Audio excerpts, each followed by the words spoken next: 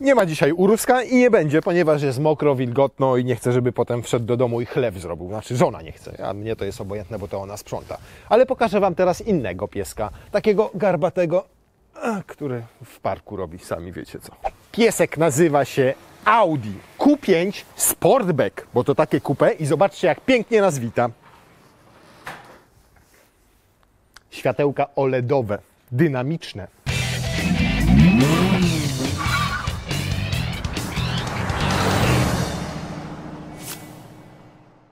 SUV Coupé. Brzmi to tak jak atrakcyjna kurzajka. Przyznam szczerze, że nigdy nie rozumiałem fenomenu tego typu samochodów, bo ani to ładne, ani praktyczne. Pamiętacie pierwsze BMW X6, albo potem jeszcze BMW X4, albo wszystkie te Mercedesy GLC, GLE, Coupé. Natomiast Audi najwyraźniej też nie bardzo rozumiało ten fenomen, ponieważ bardzo późno wypuściło tego typu wozy. Pierwsze było Q8 dopiero w 2018 roku, długo po BMW i po Mercedesie. Potem było Q3 Sportback, a teraz mamy Q5 Sportback, czyli Audi Q5 z trochę bardziej ściętym tyłem. I na dobrą sprawę oba te samochody, i Q5 i Q5 Sportback, do tej części są identyczne. Nie różnią się absolutnie niczym, zależnie od tego, czy wybierzecie wersję Advanced, czy taką jak mamy tutaj S-Line, to mają takie same single frame, tutaj w kolorze czarnym, takie czarne nakładeczki tutaj, czarne listwy tu, pakiet black, czyli to czarne, to czarne, to czarne, to czarne,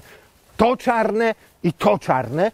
I muszę przyznać, że ten srebrny kolor z tymi czarnymi dodatkami naprawdę robi fajną robotę.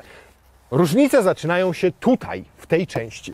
Auto jest zaledwie o 2 mm niższe od standardowego Q5 i jakieś 7 czy 8 mm dłuższe, głównie ze względu na ten zderzak. Oczywiście największe różnice, no to ten ścięty tutaj tył, trochę inne lampy, ale co ciekawe, pojemność bagażnika przez ten ścięty tył nie zmieniła się drastycznie, ponieważ macie tutaj 510 litrów, podczas gdy w zwykłej Q5 tych litrów jest 520. No i typowe dla Audi mocowanka, siateczki, półeczki, koło dojazdowe. Bardzo lubię te koła, zobaczcie, Wredesteina, które powodują, że jest tutaj bardzo mało miejsca zajmuje pod spodem, a jak zaczynacie to pompować kompresorkiem, który pewnie gdzieś tutaj jest, to ta guma się rozpręża, o, tu jest kompresorek, rozpręża i koło się zamienia w takie większe, bardziej wartościowe. O, patrzcie, jaka nówka sztuka. To kosztuje dodatkowo 20 euro w Audi i to jest zabezpieczenie takie specjalne, które teraz niszczymy. Za długo chyba było. Nie, schodź. Jak trafi do Audi Select Plus, to będzie już mniej warte, ponieważ właśnie je uszkodziliśmy. Co ważne, zarówno ten wymiar, czyli długość, jak i ten wymiar, czyli szerokość, jak i ten wymiar tutaj, czyli wysokość, są identyczne jak w Audi Q5. Różnica tych 10 litrów bierze się stąd, że tutaj jest takie to bardziej wyoblone, o, z tej strony. I tutaj brakuje tych 10 litrów, czyli jest ich 510 zamiast 520. Ale zobaczcie, te praktyczne rozwiązania, czyli tak i złożone mamy oparcie tylnej kanapy. Dodatkowo haczyk 1, haczyk numer 2, a tutaj jeszcze mamy w tym egzemplarzu pneumatykę. I zobaczcie, przyciskamy i się opuszcza nam próg załadunku. Jest teraz zdecydowanie niżej, w zasadzie na poziomie takiego typowego samochodu kombi. Ten próg nie jest tu też wysoki, bo podłoga jest dosyć wysoko, a klapa się otwiera nisko. Dobra, podnosimy go, zobaczcie jak jedzie. Zobaczcie, jakie nawet fajne oświetlenie wnętrza. Takie detale, a naprawdę robią różnicę. Nie ordynarna lampka, tylko po prostu LEDowa taka listewka. Natomiast nie bardzo wiem, co tu się ma świecić, palić z tyłu, jak jest otwarta ta klapa, skoro wędruje razem do góry z tymi lampami. Zobaczymy, czy tu jest cokolwiek. A jak zamkniemy, to się zgaśnie się? Patrzcie, się zgasnęło i zapaliła się właściwa lampa. Zaraz zobaczycie, jak się zmienią, jak wrzucę tryb Dynamic, czyli sportowy. Cyk. Zmieniły się? A teraz Comfort.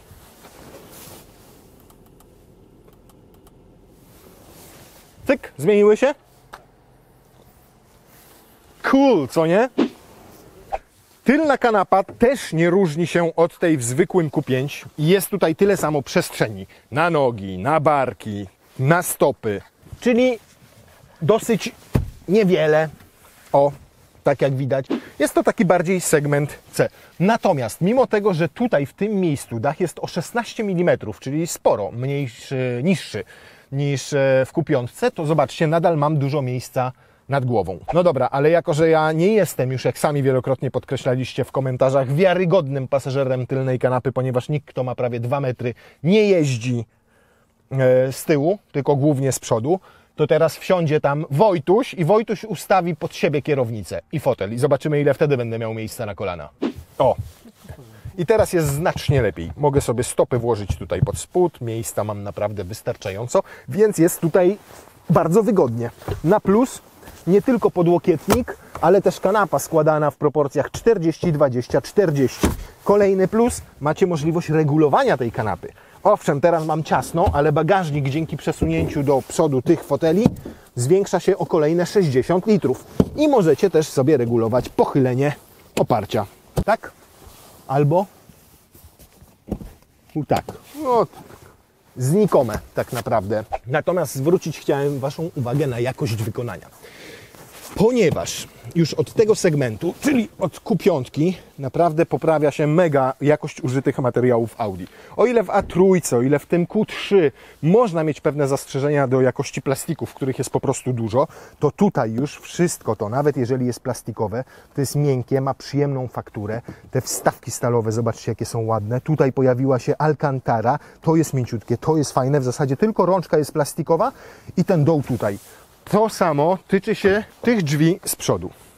Tu jest nawet jakby jeszcze troszkę lepiej, a może mi się tylko wydaje. Jest lepiej, bo nawet ten plastik tutaj jest taki solidny, twardy, gruby i ma przyjemną fakturę, nie jest taki chiński. Natomiast do pełni szczęścia brakuje choćby wyłożenia tutaj tej kieszeni jakimś przyjemnym welurkiem, tak jak to jest choćby w Golfie, więc nie rozumiem, dlaczego akurat Audi tego nie stosuje, bo tu będzie wszystko.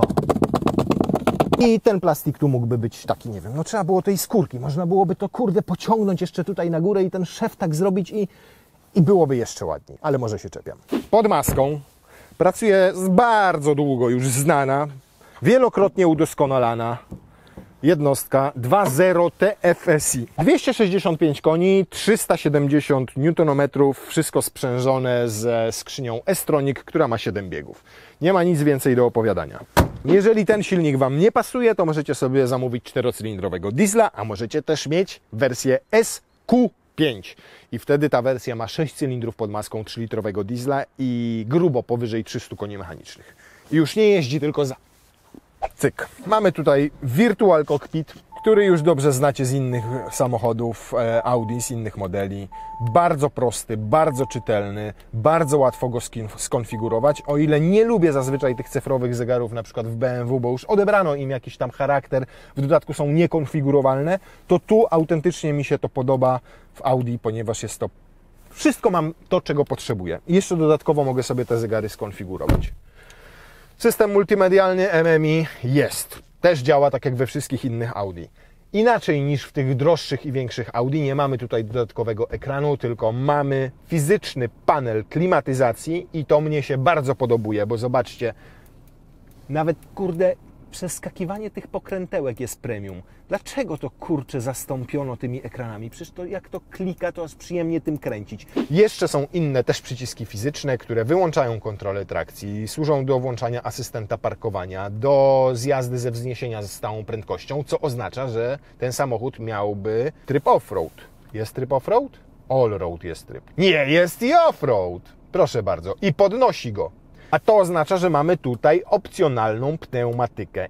Widzieliście już to przy okazji, jak pokazywałem bagażnik, jak samochód się obniżał, żeby obniżyć ten próg załadunku. Maksymalna różnica między najwyższym a najniższym położeniem to jest 60 mm. Jak wejdziemy w tryb off-road, dodatkowo podnosi się o 3,5 cm, a jak wchodzimy w tryb sport, to się obniża. Czyli działa to tak jak każde inne Audi z pneumatyką, na przykład Allroad albo Q7. Natomiast po raz pierwszy w Q5 jest ta pneumatyka. Schowki, schoweczki, inne dziurki. Ten bardzo płytki, więc nie wiem, co tam możecie trzymać. W dodatku nie zamykany. O, maseczkę. Też nie, bo wypadnie, jak będziecie jechali. Tutaj na długopis, bo telefon też nie wejdzie, nawet bokiem. Tutaj w podłokietniku macie możliwość albo trzymania sobie jakichś napojów, w uchwytach, albo przesuwacie, macie taką półeczkę i tu robi Wam się większy schowek.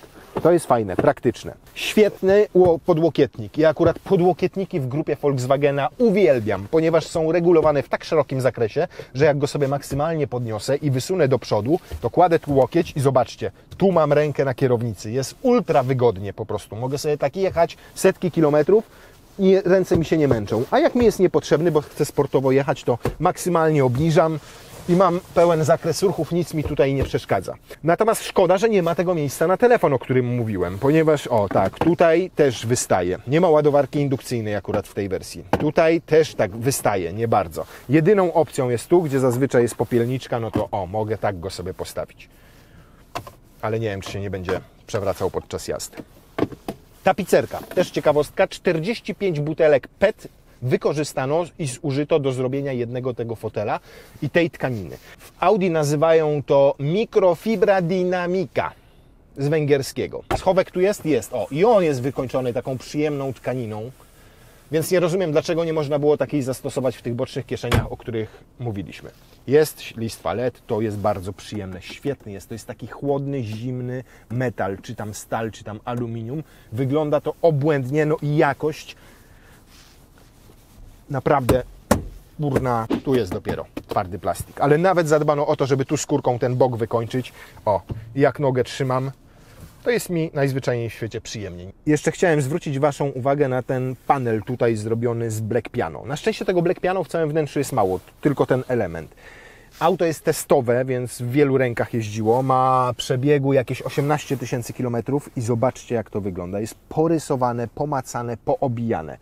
I jak Wy sobie kupicie taki samochód, to oczywiście będziecie o to dbali, na to chuchali i codziennie polerowali, ale i tak uważam z tego właśnie względu, że Black Piano jest najgorszym możliwym wyborem do każdego samochodu. O, wyresetujemy wszystko i właśnie o tym mówię. Tę praktyczność lubię tych rozwiązań, że mam tutaj pięknie komputer pokładowy i dokładnie wszystko to, czego od niego potrzebuję. Średnie spalanie, średnią prędkość, czas, w jakim przejechałem dany dystans, a jednocześnie tu mi wyświetla, jaki mam zasięg i mogę to sobie zmienić i wtedy mam mniejszy obrotomierz i mniejszy prędkościomierz, a tu mi wyświetla wszystko w centrum uwagi, najważniejsze i znaki drogowe, tak jak chcę, a jak to mnie się nie podoba, to sobie robię nawigację, żeby mieć i mam pięknie na całym tym Virtual Cockpicie.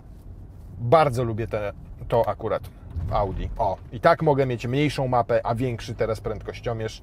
Sprawdzam zużycie paliwa, ponieważ jest tu instalacja mild hybrid, czyli ten silnik elektryczny i bateryjka, która ma wspomagać samochód podczas ruszania na przykład. Sprowadza się do tego de facto, że mniej energii zużywa samochód na zasilanie wszystkich pokładowych urządzeń, czyli klimatyzacji, multimediów, radia. Sprowadza się do tego, że jak zdejmujecie nogę na autostradzie, no to wyłącza sobie silnik i ma tryb żeglowania oraz dużo sprawniej działa start i stop. Natomiast nie pomaga to absolutnie w jeździe, tak jak w klasycznej, typowej hybrydzie. Co ciekawe, tutaj cały ten mild hybrid jest oparty na nie 48V instalacji, tylko na 12V, takiej standardowej. Dziwaczne, ale podobno ta platforma, czyli MLB, na której zbudowano Q5, jest przystosowana do 12 w silnikach ustawionych chyba wzdłużnie.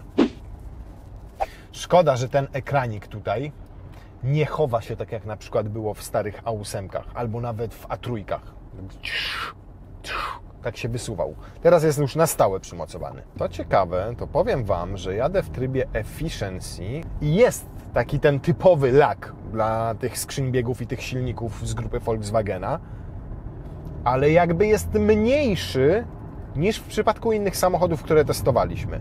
O, teraz zobaczcie, wrzucił sobie luz. Nie, w trybie Efficiency jest taki sam.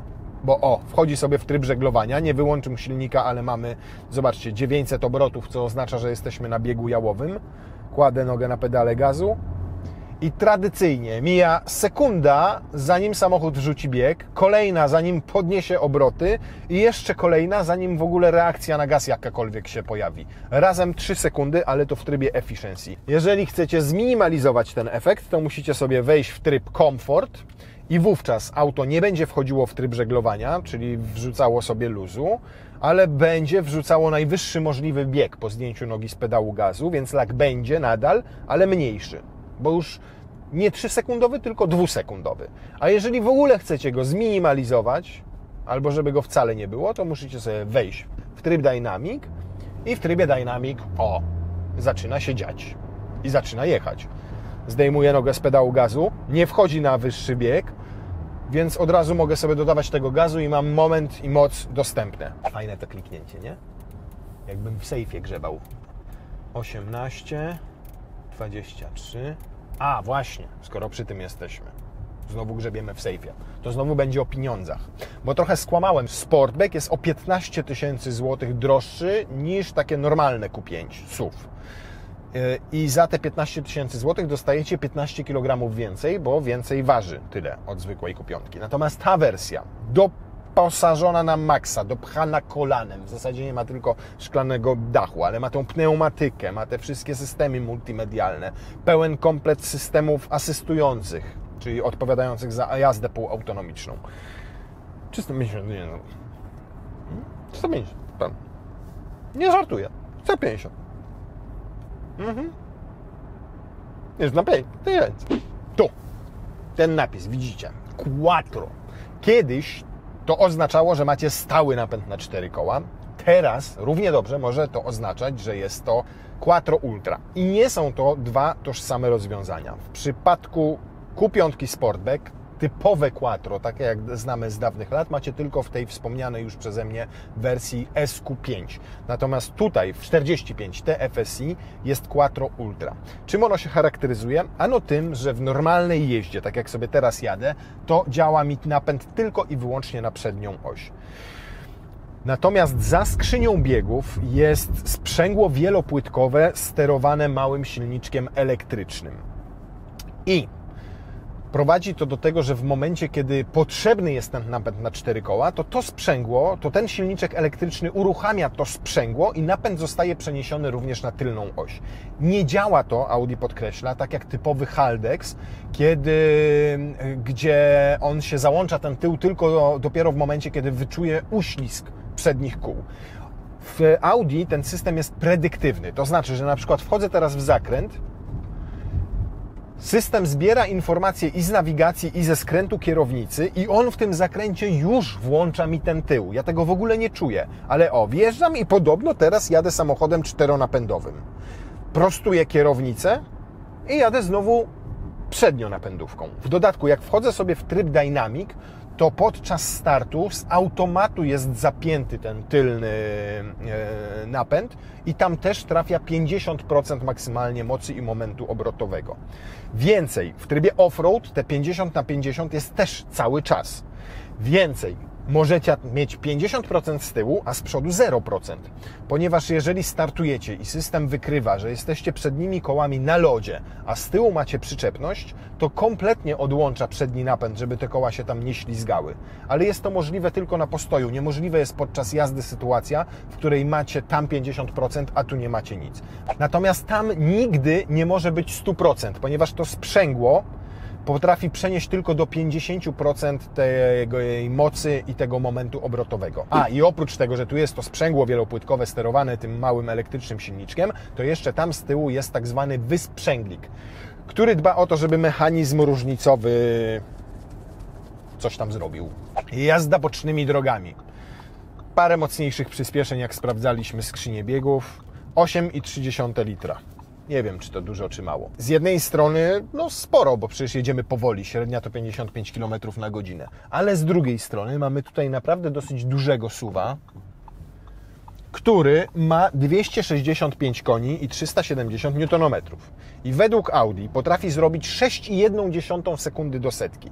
Jest tu ten sam silnik, który pracował w Skodzie Kodiaq RS. Tu możecie sobie obejrzeć jej test, jak sobie tutaj klikniecie. I ona nie zachwyciła nas swoimi osiągami. Stwierdziliśmy, że nie zasługuje na znaczek RS w nazwie. Lepszy byłby zwykły Kodiaq. Natomiast zobaczymy, jak to będzie tutaj. Czy te 6,1 sekundy będą osiągalne. Szalony. I teraz tak, jak sobie włączam ten Dynamic, to już system start-stop nie działa, już mam skrzynię biegów w trybie sportowym i jednocześnie zapięty ten napęd Ultra Quattro. A jakbyśmy jeszcze sobie wyłączyli kontrolę trakcji, zobaczymy. Mokro jest, o! O, taki drobny uślizg był, ale szybciutko, ładnie przeniósł. O kurna. 6,5 sekundy. I sprawia wrażenie dużo żwawszego niż ta wspomniana Skoda Kodiaq RS. No to wysiadaj tu z tej strony, kurwa. Silny wysiada, może 2 dychy znajdzie. A my zobaczymy, jaki będzie wynik bez silnego.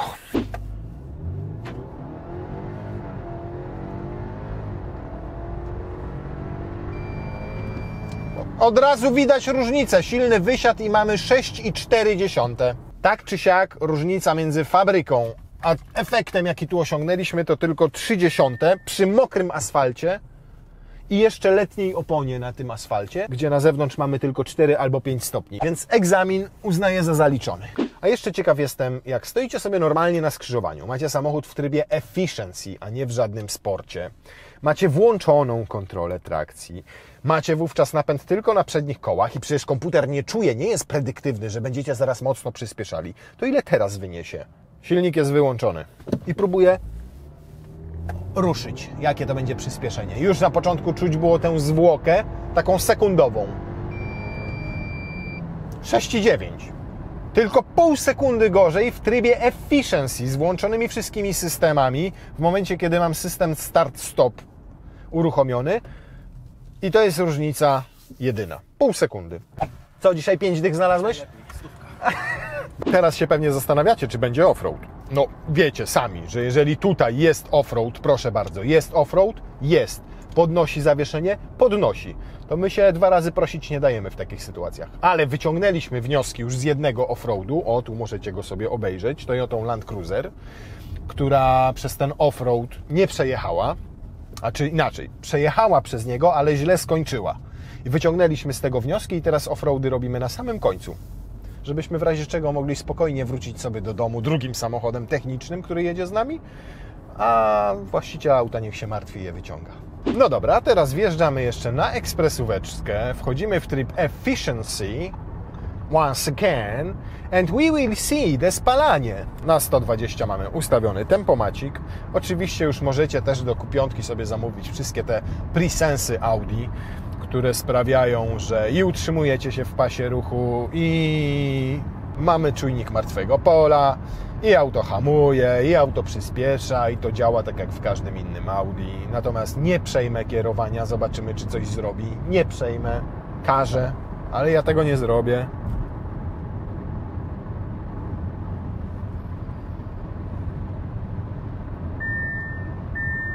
Proszę przejąć kierowanie. I piszczy. Natomiast słuchajcie, jest mega cicho. Jedziemy po mokrym. Spodziewałem się, że będzie tutaj zakończono. Audi Active Lane Assist zakończono, przejmij kierowanie. Ale nic, słuchajcie, nie robi. I teraz byśmy sobie wjechali właśnie... Nie, hamuje. A, hamuje. A, to chociaż tyle. Czyli Lane Assist nie działa, ale zahamować zahamował. Dobra, jedziemy dalej. Ło, ładne spalanie było przez chwilę, jak tak przyhamowaliśmy. 7,8. Przyspieszamy teraz.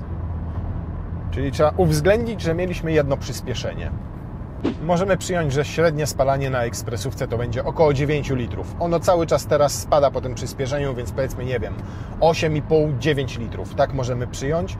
I to oznacza, o teraz już mamy 8,9.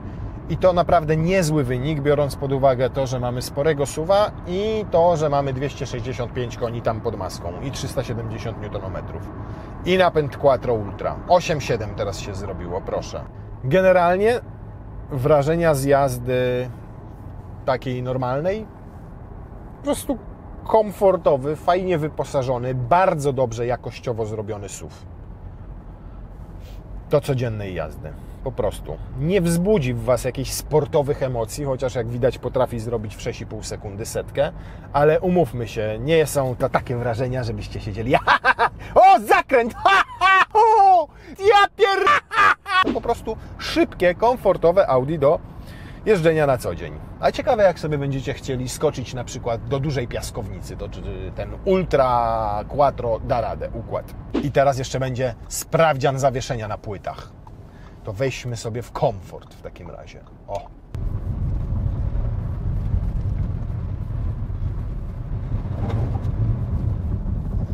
Ładnie wybiera. O, żeż ty w mordę.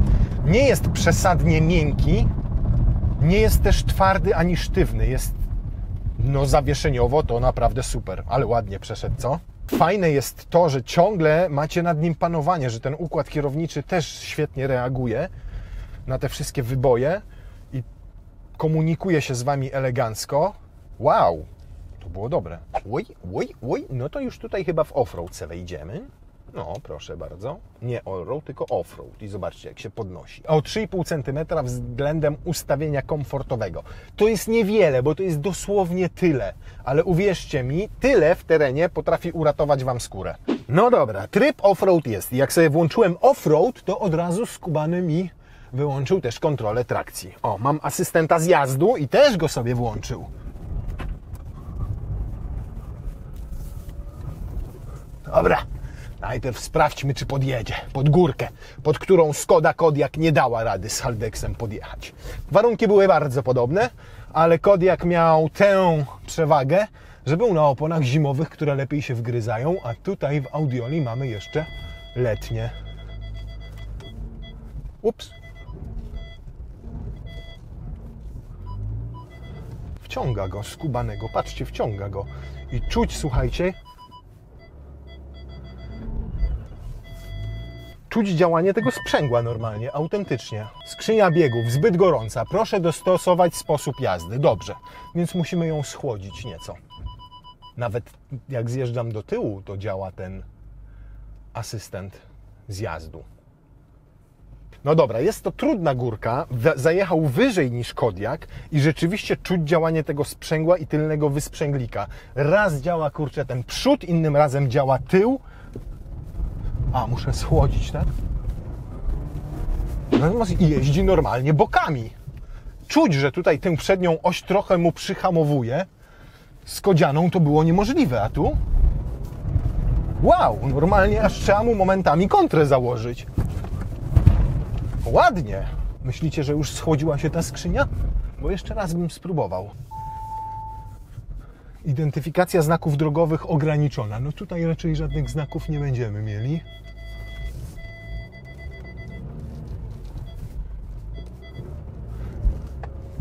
Yeah! Uhuhu! Wjechał skubany! O, już sobie włączył tryb zjazdu ze wzniesienia. Zobaczcie, mam zdjętą nogę z pedału gazu, on sobie świetnie wszystko przytrzymuje. No kurde, co oni teraz pakują do tych zwykłych SUV-ów? A to nie jest mała górka. Wnioski? Tak. Wiem, że zwykłe quattro wjechałoby tutaj na tę górkę sprawniej, szybciej, to jest jednak stały napęd, inaczej działa. Ale tu to rozwiązanie z tym dołączanym tyłem naprawdę jest mega zaawansowane. To teraz jeszcze wysiądę i zobaczę, czy są wszystkie koła na swoim miejscu. No, to teraz jestem bardzo ciekaw Waszej opinii na temat napędu Quattro Ultra. Zobaczcie, jak wygląda opona. Bieżnik jest cały zarąbany, a on i tak się wdrapał tam na górę. Owszem, nie jest to na pewno tak sprawny układ jak tradycyjne, prawdziwe Quattro, ale moim zdaniem naprawdę, jak na napęd, który ma dołączany tył, to robi mega robotę. Mega. Jakbym miał taką Q5 określić jednym słowem, tylko jedno sobie wybrać, to by to było kompetentna. Naprawdę, bo dobrze sobie da radę i w mieście, bo jest wystarczająco kompaktowa, zwarta, bo da radę sobie i na autostradzie, i na drodze szybkiego ruchu, bo względnie niewiele jak na taką moc pali, jest cicha przy tym, bardzo komfortowa i przyjemna. I nawet, co udowodniliśmy, da sobie radę w terenie i to wcale niełatwym, bo pod tę górkę nie każde auto podjedzie. Więc jest to po prostu bardzo dobry, porządny wóz do jazdy na co dzień, przy czym ja wybrałbym wersję nie Sportback, tylko klasyczną. Nie wiem dlaczego, bardziej mi się podoba. I tyle.